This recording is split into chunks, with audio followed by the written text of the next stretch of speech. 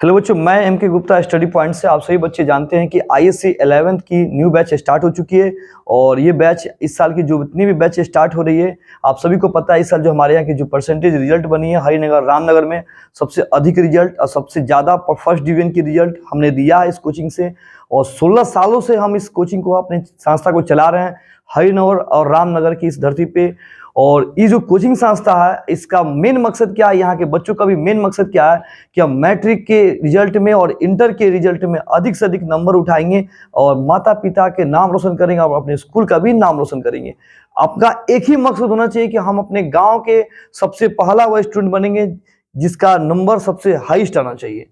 और हमारे यहाँ जो इस साल टारगेट है, जो बच्चे इस साल न्यू 11th की बैच स्टार्ट हो रही है, इस 11th के बैच का फोकस है कि जब ये एग्जाम देने जाएंगे 12th का फाइनल बोर्ड एग्जाम, तो इनका पूरा टारगेट है कि अब की बार 480 लेकर आना है इंटर के बोर्ड में। आईएससी के बोर्ड में अब की बार 480 लेकर आना है, हर हाल में लेकर आना है, किसी कीमत पे लेकर आना है। तो जितने बच्चे हमारे ये वीडियो को देख रहे होंगे, जितने मेरे छोटे प्यारे भाई बहन, पहले इस वीडियो को खूब अच्छे से देखें और इसको शेयर करिए, लाइक कीजिए, सब्सक्राइब कीजिए इस चैनल को, ताकि सभी बच्चों के पास ये पहुंच सके। बहुत ही कम रुपया में हमारी क्लासें चलती है रामनगर संस्था में। पूरे रामनगर में इतनी सस्ता में कोई कोचिंग आपको नहीं मिलेगा ना पढ़ाने वाला। बहुत ज्यादा देर तक संडे को भी क्लास दी जाती है। पूरे सप्ताह में 7 दिन क्लास आपको हम देते हैं। पूरे तन मन धन से आपको हम लोग पढ़ाते हैं और आपकी तैयारी को आगे निकालने की कोशिश करते हैं और अच्छे से फोकस करते हैं कि आप जितने बेहतर समझ सके, जितने बेहतर आपको समझाने की हम लोग कोशिश भी करते हैं। अब की बार का सपना है हमारे बच्चों का 480, 500 में 480, जिला और स्टेट टॉपर एकदम फिक्स है कि अब की बार स्टेट टॉपर की श्रेणी में पहुंचना है तो पहुंचना है, हर हाल में पहुंचना है। इसके लिए आपको अभी से क्लास स्टार्ट करना पड़ेगा, समय नहीं देखना पड़ेगा, एकदम टाइम स्टार्ट हो चुका। बैच जो चल रहा है 8 तारीख से बैच स्टार्ट हो चुकी है। साइंस के 11th की क्लास आईएससी की, मैथ फिजिक्स टाइमिंग दी गई है, सभी टाइमिंग की अलग अलग है। केमिस्ट्री बायो की टाइम अलग अलग दी गई है और कम से कम रुपए फी में, पूरे मार्केट में पता कर लेंगे, उससे कम रुपए में मेरी संस्था चल रही है। आप 10 दिन आप डेमो क्लास करके देखेंगे, अगर आपको समझ में नहीं आएगा तो क्लास आप छोड़ के जा सकते हैं। कोई यहां एडवांस फी नहीं लगता है बच्चों से, कोई एडवांस पैसा नहीं ली जाती है, बल्कि बच्चे खुद खुशी से अपने से टाइम से पैसा मेरे पास जमा करते हैं। जब बच्चों को हम बेहतर रिजल्ट देंगे, बेहतर तैयारी कराएंगे, तो बच्चे एक के बाद दूसरे को लेकर आएंगे, दूसरे को तीसरे लेकर आएंगे। ऐसे बच्चे हमारे यहाँ पहुंचते हैं। 16 सालों से रामनगर की धरती पे हम लोग पढ़ा रहे हैं और यहाँ पे काम कर रहे हैं। कहीं भी ऐसा नहीं आया, नाम में दाग नहीं आया कि हमारे यहाँ के रिजल्ट कम आया हो या परसेंटेज कम आया हो। अधिक से अधिक नंबर उठाने की हम लोग कोशिश की है बच्चों के साथ। आज की 11 की क्लास में हम लोग कर क्या रहे हैं, 11 की क्लास में आज हम लोग मैकेनिक्स के बारे में पढ़ने वाले हैं। और मैकेनिक्स में आज हम लोग देखेंगे कि मैकेनिक्स क्या होता है, मैकेनिक्स कितने तरह के होते हैं, इसके बारे में हम लोग समझेंगे और समझने की कोशिश करेंगे। ठीक है, और ध्यान देंगे। आपको ये बता देते हैं कि मेरी जो क्लासेस चल रही है, ऑनलाइन और ऑफलाइन दोनों व्यवस्था की गई है।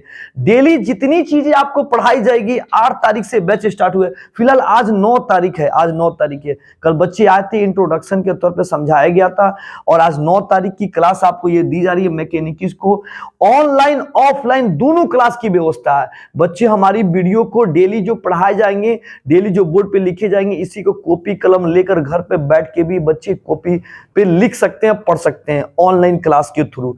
YouTube channel MK Gupta competitive zone, इस चैनल के माध्यम से आप 11 की पूरी तैयारी कर सकते हैं, पूरा फुल्ली।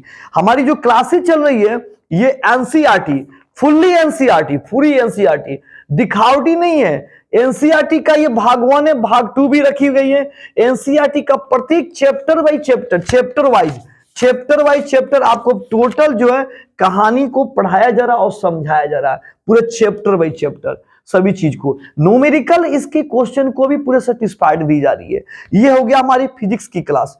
दूसरी बात करते हैं, एनसीईआरटी का मैथ भी पढ़ाई जा रही है बिहार बोर्ड के। उसके साथ साथ बच्चों को आरएस अग्रवाल की मैथ, ये भी कैसे पढ़ाया जाना है, पूरी वीडियो को देखे ध्यान से। इसका भी पूरे चैप्टर बाई चैप्टर, पूरी ये चैप्टर बाई चैप्टर बच्चों को पढ़ाई जा रही है, कम से कम फी में। इतने कम फी में कोई नहीं पढ़ाएगा बाबू, याद रखिए। फिर उसके बाद आता है केसी सिन्हा का 11 की बुक।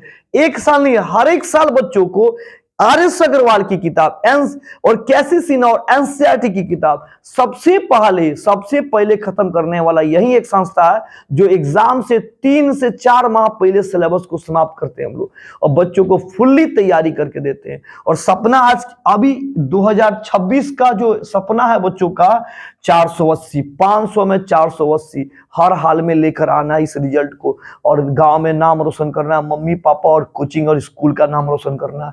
तो इस वीडियो को देखने के बाद आप जरूर इस वीडियो को दूर तक फैलाएं। हमारे उस छोटे प्यारे भाई बहनों को रुपये कमाने में बहुत मेहनत लगता है, मम्मी और पापा को आप उस रुपये को इधर उधर खर्च करने से अच्छा है कि एक बार 10 दिन डेमो क्लास करके देखेंगे। समझ में टॉपिक नहीं आएगा तो क्लास से बाहर चले जाएंगे, समझ में आएगा तो 10 नहीं 20 को लेकर आएंगे, लेकिन एक बार पढ़ना पड़ेगा, मन लगा के तैयारी करना पड़ेगा तो टॉपिक समझ में आएगा।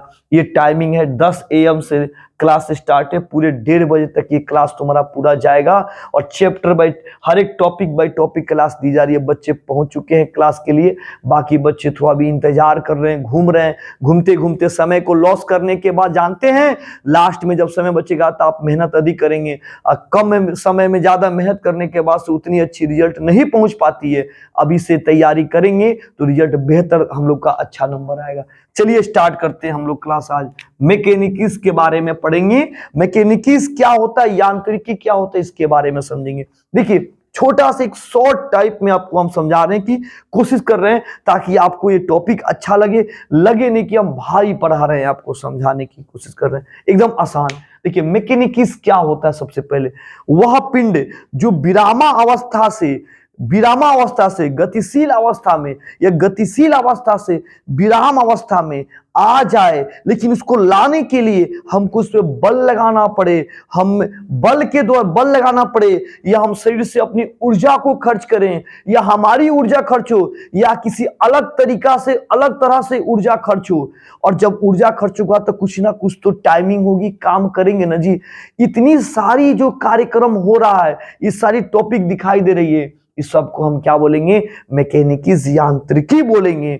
और इस यांत्रिकी को हमने 2 टाइप्स में बांटा हुआ है, टाइप्स ऑफ बॉडी में और टाइप्स ऑफ मोशन में बांटा हुआ है।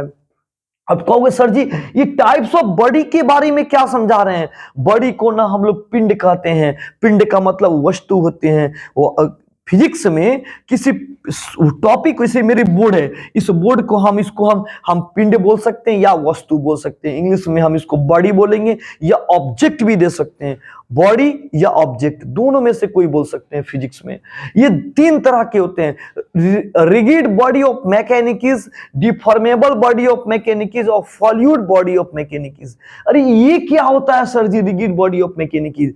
ये ऐसे कठोर पदार्थ होते हैं कि आप उस पर हाई सुख बल लगाओगे ना, हाई सुख बल लगाओगे तो विराम से गति में नहीं आएगा, गति से विराम में नहीं आएगा, और दबाओगे तो दबे नहीं करेगा। जैसे आप पत्थर को ले लो, पत्थर को दबाने पे दबता नहीं है, ठीक है ना, समझ में आ रहा ना। तो ये हमारी कठोर पत्थर लकड़ी हो गया, ये रिजिड बॉडी ऑफ मैकेनिक्स होगा। डिफॉर्मेबल क्या होता है? ऐसे पिंडे, ऐसे वस्तुएं जिसको दबाने के बाद क्या होता है कि दब जाए, वो उसमें परिवर्तन हो जाए। रुई को ले लो, दबाओगे तो दब जाएगा, समझ में आ रहा, दब जाएगा। उसके कण क्या हो गए, गतियावस्था में आ गए। देखिए वो कण गति में, वो एक जगह पर रुके, जब दबाव लगाओगे तो वो कण वहां से हटने की कोशिश करेंगे। इसको हम डिफॉर्मेबल बॉडी ऑफ मैकेनिक्स कहते हैं। इसके बाद आता है फ्लूइड बॉडी ऑफ मैकेनिक्स। अरे सर जी ये क्या होता है? तो फ्लूइड बॉडी मैकेनिक्स का मतलब क्या होता है? जो बहते हैं, जिसके अंदर बहने का गुण होता है। समझो कि तरलता समझते हैं, तरल मतलब जो बह जाए, जिससे द्रव और गैस बहते हैं। सेंट देखे होंगे, स्प्रे को सेंट मारते हैं तो क्या होता है, बहता है। ये क्या हो गया, ये फ्लूइड बॉडी ऑफ मैकेनिक्स होते हैं। तो इस तरह से मैकेनिक्स को बॉडी के रूप में 3 पार्ट में बांट दिया गया। और मोशन के रूप में कितने भाग में बांटा गया? 3 तरह से इसको ही बांटा गया। एक आता है स्टैटिक्स आता है, दूसरा डायनेमिक्स आता है, और तीसरा काइनेमेटिक्स आता है। अरे सर जी ये सब क्या है, ये तो समझाइए। चलिए आपको शॉर्ट भाषा के रूप में समझाने की कोशिश करें। इसको स्थैतिकी कहते हैं, इसको गतिकी कहते हैं, इसको शुद्ध गतिकी कहते हैं। अरे ये क्या, ये तो समझाइए। देखिए स्टैटिक्स का मतलब क्या होता है ना कि नो मोशन, शॉर्ट भाषा में नो मोशन। आप बल लगा रहे हो, गति में आ ही नहीं रहा है, उसको हम स्टैटिक्स के आप बात करेंगे, स्टैटिक्स में उसको बोलेंगे। दूसरा आता है डायनेमिक्स, बल लगाया तो पिंड किस अवस्था में, गति की अवस्था में आ गया, गति की अवस्था में आ गया, उसको तुम डायनेमिक्स बोलेगा, डायनेमिक्स। अब काइनेमेटिक्स क्या होता है सर जी? ओनली मोशन, लगातार गति की अवस्था में, लगातार गति। पृथ्वी को देखो लगातार रोटेट कर रहा है, घूम रहा है पृथ्वी, सूर्य अपने अक्ष पे घूम रहा है, चंद्रमा पृथ्वी का चक्कर लगा रहा है, ये क्या है? डायनेमिक। ये काइनेमेटिक्स, काइनेमेटिक्स के अंदर आ गया। ओनली मोशन, लगातार गति, कंटिन्यू गति की अवस्था में, उसको तुम काइनेमेटिक्स में रख दिया। और जो बल लगा के तुम उसको गति में ला दिया, उसको तुम डायनेमिक्स में रख दिया। तुम बल लगा रहा है, गति में आ ही नहीं रहा, no motion. Balanced force, balance force भी लगा रहा है, संतुलित बल भी लगा रहा है, तब भी वो गति में नहीं आया, वो क्या? स्टैटिक्स हो गया।